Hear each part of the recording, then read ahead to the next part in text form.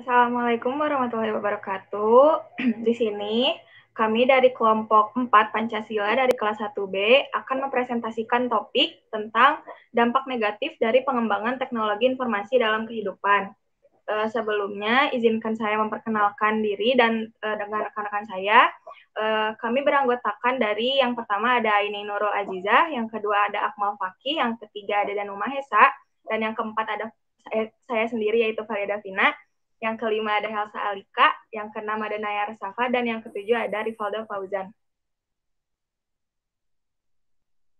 Sebelumnya, izinkan saya memaparkan apa itu teknologi informasi dan komunikasi.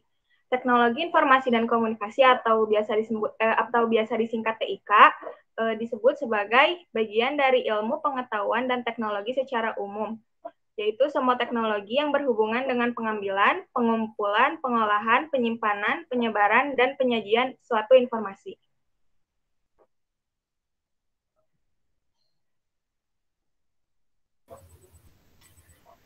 Oke, selanjutnya saya di sini akan membahas dampak negatif dari teknologi informasi di bidang pendidikan.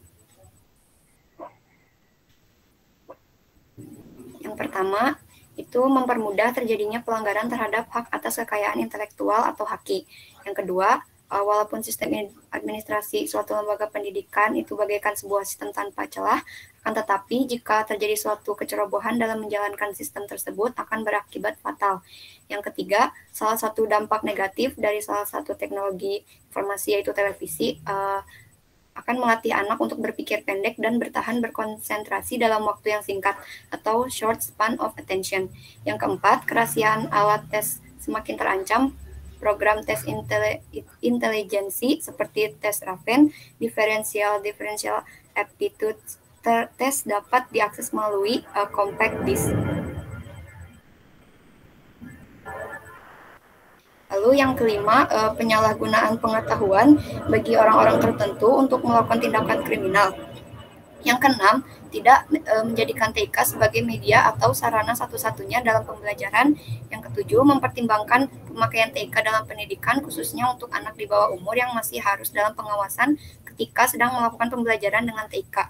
Analisis untung ruginya pemakaian.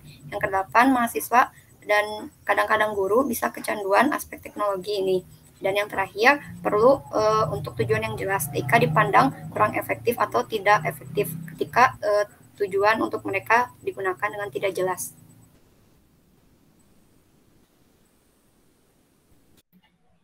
Selanjutnya ada dampak negatif teknologi informasi di bidang pemerintahan. Bisa di next. Yang pertama itu semakin bebasnya masyarakat mengakses situs pemerintah akan membuka peluang terjadinya cybercrime yang dapat merusak sistem TIK pada e-government.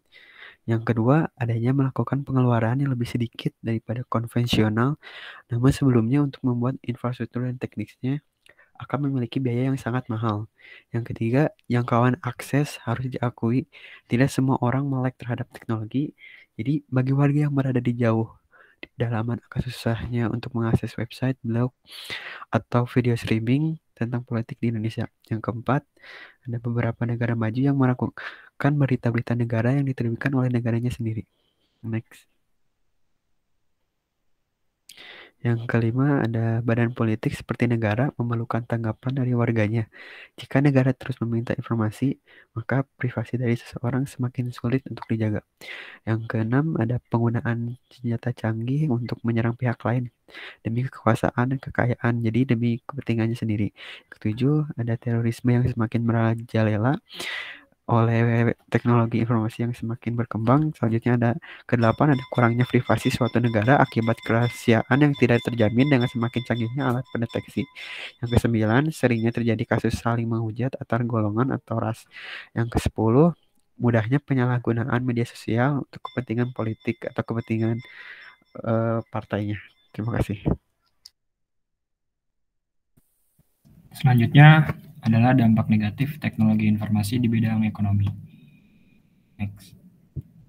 Yang pertama adalah dengan mudahnya melakukan transaksi di internet menyebabkan akan semakin mudahkan pula transaksi yang dilarang seperti transaksi barang, perselundupan, atau transaksi narkoba.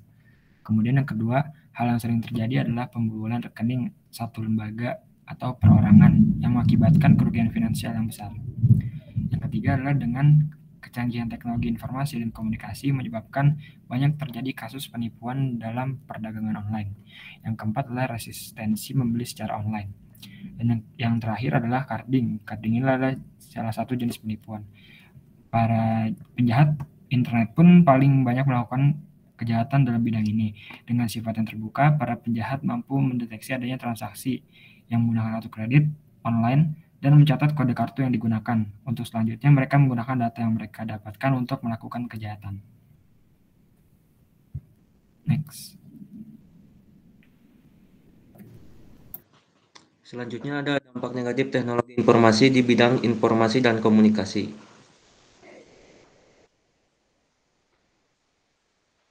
Yang pertama yaitu pemanfaatan jasa komunikasi oleh jaringan teroris.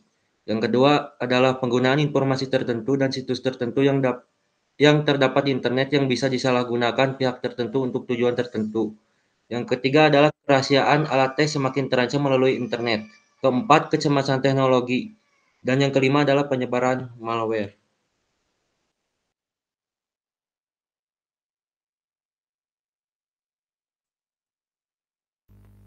Yang selanjutnya adalah dampak negatif teknologi informasi di bidang sosial budaya.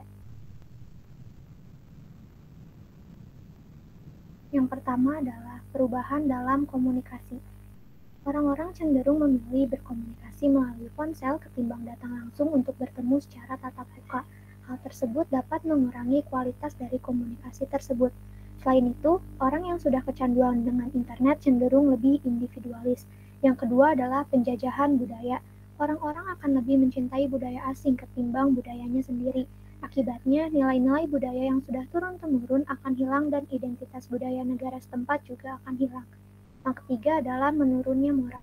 Mudahnya pengaksesan di internet seperti salah satunya situs pornografi, kekerasan, dan juga budaya buruk lainnya.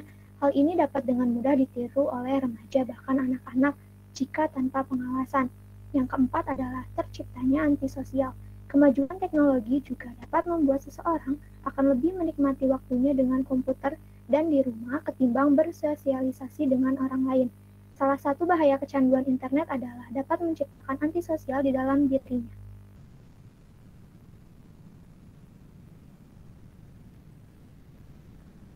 Yang selanjutnya adalah budaya tolong-menolong menjadi hilang. Contohnya adalah jika ada kecelakaan, sebagian ada yang menolong, namun tidak sedikit juga lebih banyak melakukan foto-foto atau sekadar menonton saja. Hal tersebut tentu saja mulai mengkikis salah satu budaya leluhur Indonesia yaitu gotong royong. Yang selanjutnya, kesenian tradisional mulai ditinggalkan. Kesenian tradisional pun juga terancam akan punah, sebab generasi penerus beranggapan bahwa budaya tradisional adalah budaya yang kuno, tua, dan tidak menarik sama sekali. Hal tersebut tidak terlepas dari pengaruh internet yang dapat mudah mengetahui kesenian-kesenian dari berbagai mancanegara. Dan ada individualis. Dengan dimudahkannya teknologi informasi, seseorang pun akan merasa bahagia hanya dengan berbekal smartphone atau komputer. Padahal manusia itu adalah makhluk sosial, artinya manusia itu membutuhkan manusia yang lain. Jika seperti ini, dapat mengancam kejiwaannya dan juga jiwa sosialnya. Dari materi-materi tersebut, dapat kami simpulkan bahwa perkembangan teknologi merupakan sesuatu yang tidak bisa kita hindari dalam kehidupan ini, karena kemajuan teknologi informasi akan berjalan sesuai dengan kemajuan ilmu pengetahuan. Perkembangan teknologi informasi akan terus berkembang karena manusia tidak pernah merasa puas akan apa yang sudah ada sekarang. Setiap inovasi diciptakan untuk memberikan manfaat positif bagi kehidupan manusia, memberikan banyak kemudahan, serta sebagai cara baru dalam melakukan aktivitas manusia. Memberikan banyak kemudahan, serta sebagai cara baru dalam melakukan aktivitas manusia. Khusus dalam bidang teknologi dan informasi, masyarakat sudah dapat menikmati banyak manfaat yang dibawa oleh inovasi yang telah dihasilkan dalam perkembangan teknologi informasi. Namun, manusia tidak bisa menipu diri sendiri akan kenyataan bahwa teknologi informasi mendatangkan berbagai efek negatif bagi manusia. Oleh karena itu, untuk mencegah atau mengurangi negatif kemajuan teknologi informasi tersebut, pemerintah di suatu negara harus membuat peraturan, perundang-undangan, atau melalui suatu konvensi internasional yang membahas tentang etika yang harus dipatuhi oleh pengguna teknologi informasi. Demikian beberapa hal yang bisa kami sampaikan pada kesempatan kali ini. Kami mohon maaf yang sebesar-besarnya apabila ada tutur kata maupun tindakan yang kurang berkenan. Dengan ini, presentasi hari ini kami tutup. Terima kasih. Wassalamualaikum warahmatullahi wabarakatuh.